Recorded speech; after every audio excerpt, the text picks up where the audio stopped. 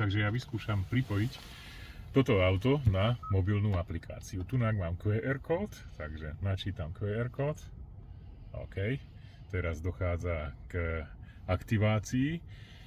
Zobrazí sa mi kód, ktorý zasa ja musím zadať do mobilnej aplikácie. Tak, to znamená C, J, H, 3XT.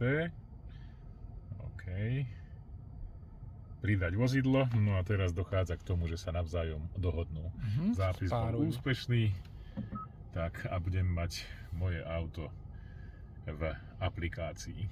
Čo je dobre, pretože v tomto prípade budem vedieť EV9 napríklad na diaľku, kedy ukončím svoje nabíjanie. To je najlepšia možnosť, to znamená, že mám všetky informácie so sebou, takže teraz nabíjam, mám 93%, to je tu, tento údaj, a bude trvať ešte 10 minút, dokým nabijem budem ešte nabíjať. Aktuálny dojazd pri mojej súčasnej jazde je 351 km.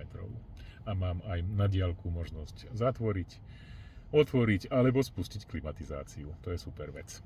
Tak, to sa v lete zíde.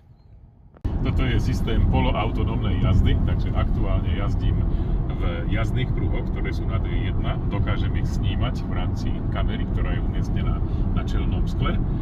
Samozrejme, že ten volant a celý systém rozpozná, že nemám ruky na volante, je to kapacitný snímač, musím sa ho samozrejme dotknúť a z hľadiska rýchlosti ja mám adaptívny snímač, to znamená rozpoznávam to auto predo mnou a zaradím sa rýchlosťou vlastne za toto auto. Inými slovami, smer jazdy a takisto rýchlosť riadi autonómny systém. Áno, čiže on aj tým volantom vie krútiť vlastne. Áno, ten volant dokáže, nehovorím, že do 90 stupňov, to asi nie, ale takéto zákruty, ktoré sú na D1 bez problémov vyberie. Takže nie len rovno ide, ale dokáže smerovať podľa toho, ako idú čiary. Áno, ale hovoril si, že musia byť tie čiary dobre Musia byť dobré, keď tam nie je čiara, na niektorých, keď nie je v strede, tak vtedy to nefunguje dobre. Ty to nevidíš, ale ja to vidím, to znamená, že tu ti to môžem ukázať. Tak, toto je systém,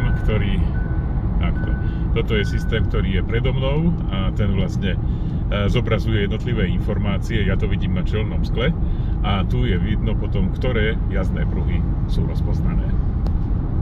Nabíjanie, na to, aby ste mohli nabíjať, tak samozrejme musíte otvoriť túto časť. Toto je nabíjanie prúdom, ktorý nepotrebujeme, a toto sú naše dva konektory, cez ktoré budeme v skutočnosti nabíjať.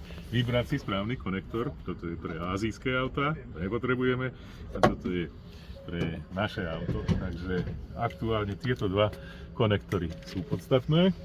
Vypojíme. Dobre, zapojené, teraz sa musíme nejakým spôsobom prihlásiť. Takže máme kartu, bezdrôtová čítačka.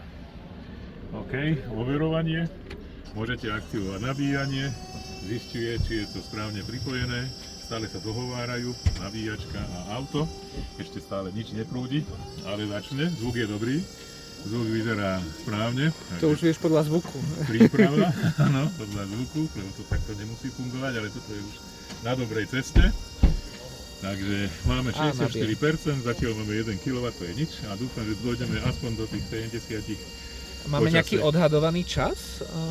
Odhadovaný čas zistíme v aute. V aute, hej. Ukážeme, ale tu už potom vidno, že nabíjame, lebo toto blikanie tu už hovorí o tom, že niečo sa deje. To znamená, stále to tečie aktuálne nejakých 100 A. Momentálne náš výkon je 55 kW, čo je dosť slabé.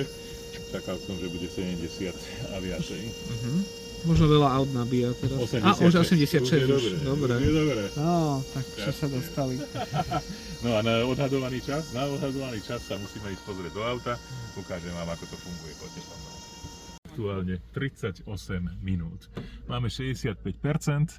Tak, no a podľa tohoto bude 12 minút na 80%. Není dobre nabíjať do 100%, to nemá zmysel na takejto rýchlej nabíjačke. Výhodné je do 80% nabíjať. Takže počkáme, kým sa to vzadu nabije.